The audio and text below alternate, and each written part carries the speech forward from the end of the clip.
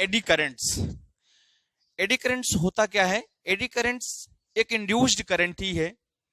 जब किसी कंडक्टर को मैग्नेट के पास ले जाते हैं और मैग्नेट को या तो कंडक्टर, दो में से किसी एक को जब मूव कराते हैं तो कंडक्टर में मैग्नेट के कारण जो मैग्नेटिक लाइंस होती हैं वो कंडक्टर में चेंज होती हैं।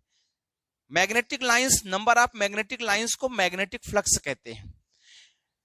अर्थात कंडक्टर में मैग्नेटिक फ्लक्स चेंज होने से एक करंट प्रोड्यूस होता है जिसे हम इंड्यूस्ड करंट या एडी करंट्स कहते हैं। इसको 1895 में एक साइंटिस्ट थे फौकॉल्ट, Foucault, फौकॉल्ट ये साइंटिस्ट थे। इन्होंने एडी करंट को एक्सप्लेन किया। करंट इक्वल टू होता है वोल्टेज अपॉन रेजिस्टेंस।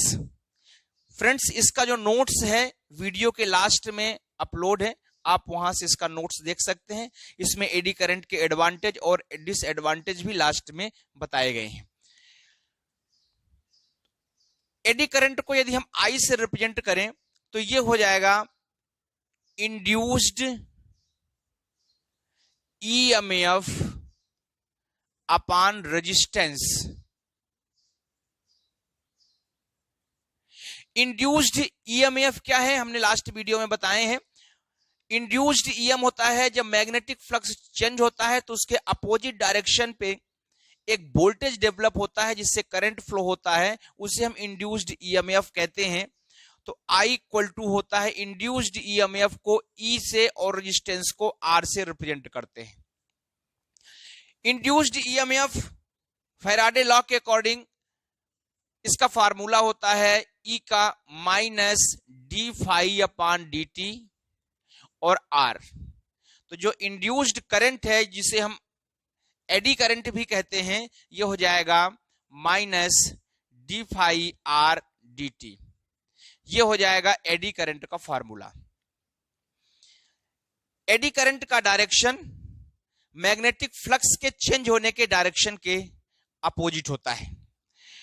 अब एडी करंट का जो डायरेक्शन है ये लेंज लॉ के अकॉर्डिंग या फ्लेमिंग राइट हैंड रूल के अकॉर्डिंग इसके डायरेक्शन को फाइंड किया जाता है। फ्लेमिंग राइट हैंड रूल और लेंज लॉ दोनों अपलोड है, आप देख सकते हैं। अब इसका जो एक्सपेरिमेंटल सेटअप है, तो एक्सपेरिमेंटल सेटअप कुछ इस तरह से है एडी करंट के। यदि हम इसको एक्सपेरिमेंट करें कि एक हम ले लेते हैं इलेक्ट्रोमैग्नेट, ये हमने ले लिया इलेक्ट्रोमैग्नेट जो नॉर्मली सोलेनॉइड का बना होता है। सोलेनॉइड मतलब उसमें कॉपर कॉइल को वाउंड किया जाता है और इसमें एसी करंट फ्लो कराया जाता है। जब अल्टरनेटिंग करंट इसमें फ्लो करेंगे इस तरह से, और इसके ऊपर एक मेटेलिक डिस्क, ये जो मेटेलिक डिस्क ये है, इसके ऊपर इस तरह से हम रख देंगे, ऐसे यहां पे इसको होल्ड कर देंगे। जैसे अल्टरनेटिंग करंट हम फ्लो करते हैं कि ये मेटेलिक डिस्क जो है ये ऊपर थ्रो हो जाता है, एयर में थ्रो हो जाता है, मतलब इस इलेक्ट्रोमैग्नेट से ऊपर उठ जाता है। उसका रीजन ये है कि अगर करंट का डायरेक्शन, जो ये इलेक्ट्रोमैग्नेट में करंट फ्लो हो रहा है, अगर इसका डायरेक्शन एंटी क्लॉकवाइज है तो जो इलेक्ट्रोमैग्नेट का ये वाला पार्ट है ये नॉर्थ पोल की तरह बिहेव करेगा। और चूंकि ये मेटेलिक डिस्क है तो इस इलेक्ट्रोमैग्नेट के कारण ये जो मेटेलिक डिस्क है ये भी मैग्नेटाइज्ड हो जाएगा।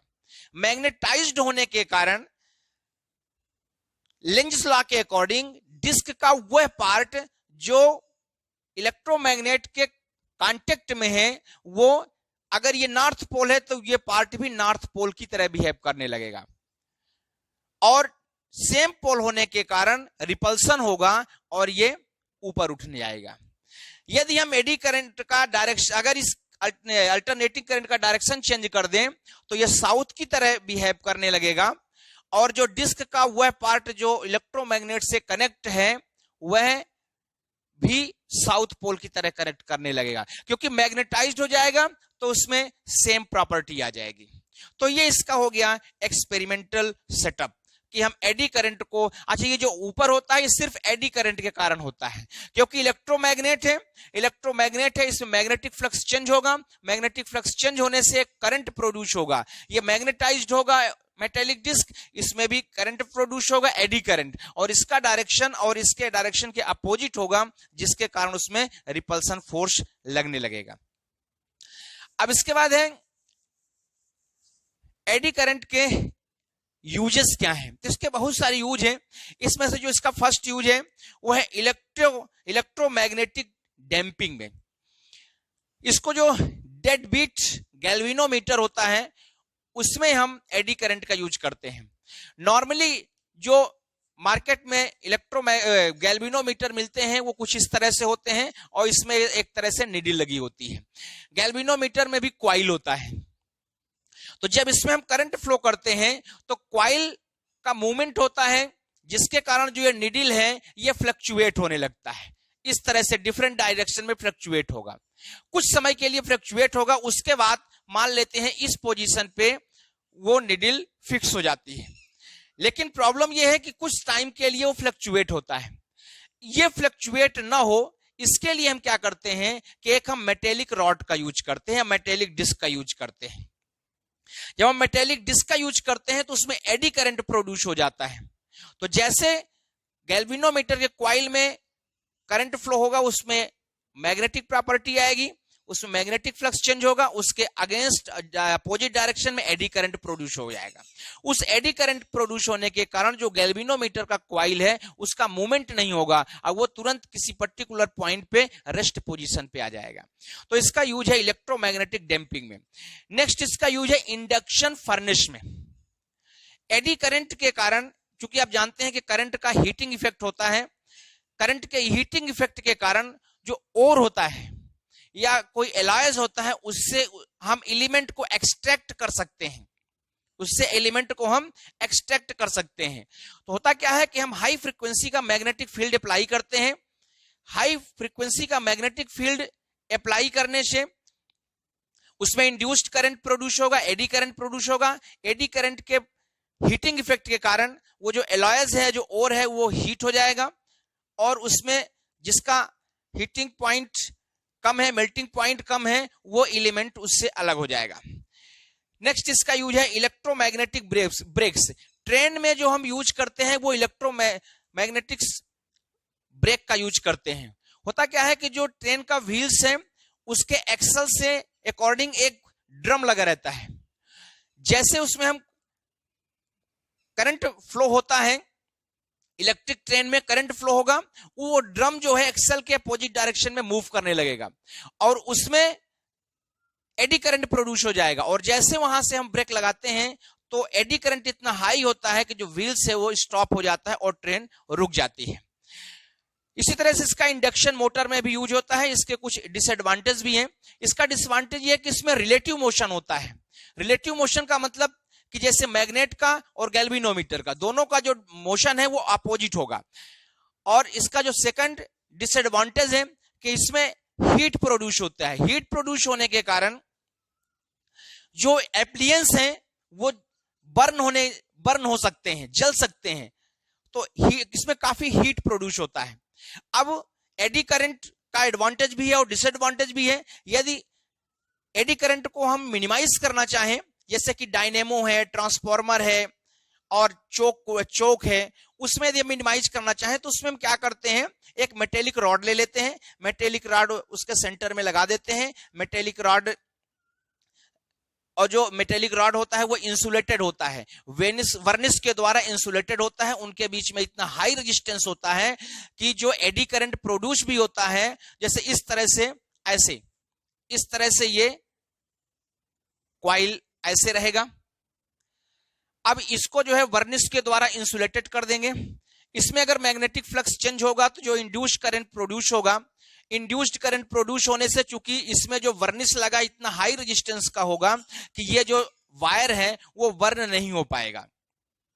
तो इसका डायनेमो, ट्रांसफार्मर, चोक, कॉइल में इसका हम यूज करते हैं और इस तरह से हम एडी करंट को मिनिमाइज कर सकते हैं। Thank you very much.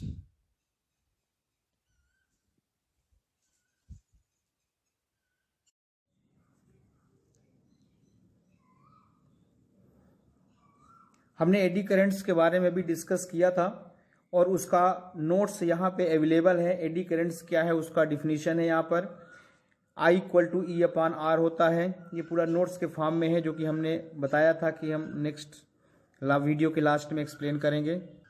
ये एडी करंट के यूजेज हैं, इलेक्ट्रोमैग्नेटिक डैम्पिंग के रूप में इसका यूज करते हैं, इंडक्शन फर्नेस के रूप में यूज करते हैं, इलेक्ट्रोमैग्नेटिक ब्रेक्स के रूप में यूज करते हैं।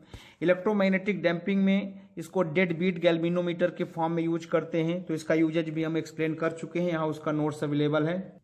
यहाँ पर एडी करंट का डिसएडवांटेज है कि वो रिलेटिव मोशन को पोज करता है, हीट प्रोड्यूस करता है और ये एप्लियंस को डिस्ट्रॉय भी कर सकता है, ब्रेक भी कर सकता है।